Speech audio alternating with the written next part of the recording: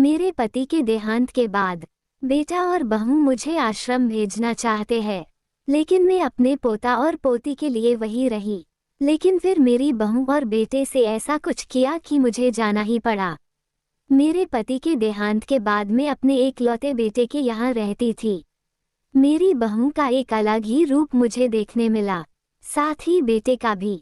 दोनों के मन में क्या है मैं अच्छे से जानती हूँ। वो चाहते हैं कि मैं वृद्धा आश्रम चली जाऊं। उनके जाने के बाद मुझे ये सब देखना और सुनना पड़ेगा, इसका मुझे अंदाजा भी नहीं था। पर मैं मन मानकर अपने बेटे और बहू की बातें सुनकर भी यहाँ रहती हूँ, क्योंकि मुझे मेरे पोते और पोती दिखाई देते हैं। उनकी झलक पाकर मुझे सुकून मिलता है। मेरी बहू को कोई दिक्कत नहीं हो, इसलिए मैं घर के बाहर रहती हूँ। बेटे ने थोड़ी मेहरबानी की है तो ऊपर टिन की चादर लगवा दी है। समय समय पर थोड़ा राशन दे देता है तो मैं अपना बनाकर खा लेती हूँ। मैंने अपने बेटे को कह दिया है कि मेरी वजह से उन दोनों को कोई प्रॉब्लम नहीं होगी, बस मुझे यही रहने दे, इसी घर में मुझे मर जाने दे। मैं बस यही चाहती हूँ। मैं अपने आप को खुशकिस्मत समझती हूँ कि मेरे बेटे और बहू कम से कम मेरे लिए इतना तो कर रहे हैं। मेरा बेटा सुबह 9 बजे नौकरी जाता है और बच्चे भी उसी समय स्कूल जाते हैं। फिर शाम को 6 बजे मेरा बेटा वापस आता है। बच्चे 3 बजे आते हैं।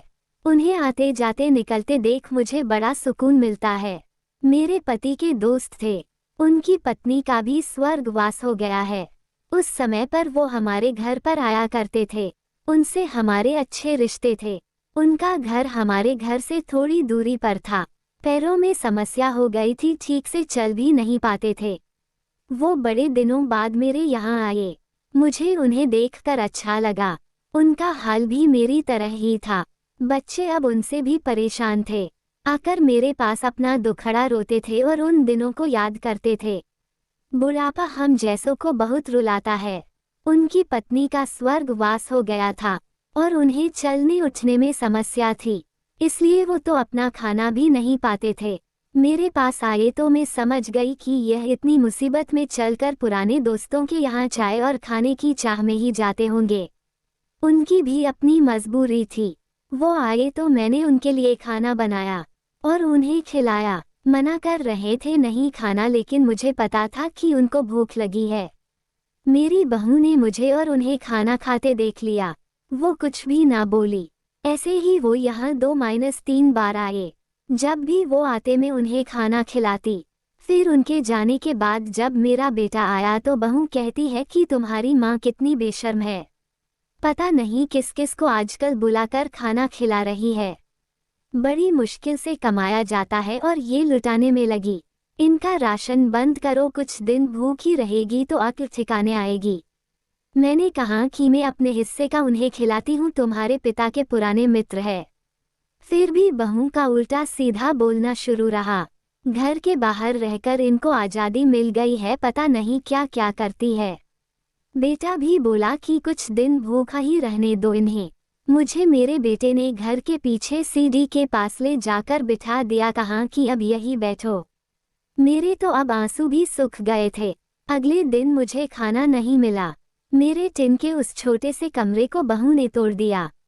एक दिन पूरा भूखा रहने के बाद मैंने सोचा कि मैं गलत कर रही हूँ। मुझे अब अपने बेटे के यहाँ नहीं रहना चाहिए और शायद गलती भी मेरी ही है। मेरी ही परवरिश में कोई कमी रही है, तभी तो ये परिणाम आया। अगली सुबह मैंने अपने बेटे को कहा कि मुझे वृद्धा आश्रम छोड़ा, अब मैं तुम दोनों को ज़्यादा परेशान नहीं करना चाहती। बहू ने कहा कि एक दिन भूखी रही तो अक्ल ठिकाने आ गई ना। बेटे के चेहरे पर भी अजीब सी खुशी थी, जल्दी से तैयार हो गया मुझे छोड़ने के लिए। बहू कह रही थी कि आज की छुट्टी ले लूं, यही आसपास मत छोड़ आना, कहीं 3 दिन में वापस आ जाए। मैंने अपनी बहू से कहा कि बेटी चिंता मत कर, मैं अब नहीं आऊंगी। मैंने अपने पोता पोती को गले लगाया। मुझे पता था कि अब मिलना नहीं हो पाएगा। बेटे को भी चाहती थी कि एक बार जी भर के गले लगा लूं, लेकिन वो बोला चलो जल्दी करो। मैंने बहू को कहा कि बेटी अपना ध्यान रखना। मेरा बेटा मुझे छोड़ आया। वहां आकर मैंने देखा कि मेरी तरह कई है। थोड़े दिन उदास रहते हैं, फिर सच को स्वीकार कर लेते हैं। मैं अब यहाँ खुश हूँ, कुछ काम भी करती हूँ। मैं चाहती हूँ कि ऐसा कहूँ कि ऐसा किसी के साथ ना हो, लेकिन ऐसा कब किसके साथ हो जाए कोई बता नहीं सकता। लेकिन माँ बाप को ऐसे समय के लिए भी तैयार रहना चाहिए। बस बच्चों को पाल कर बड़ा कर दो, उनसे कुछ उम्मीद मत रखो।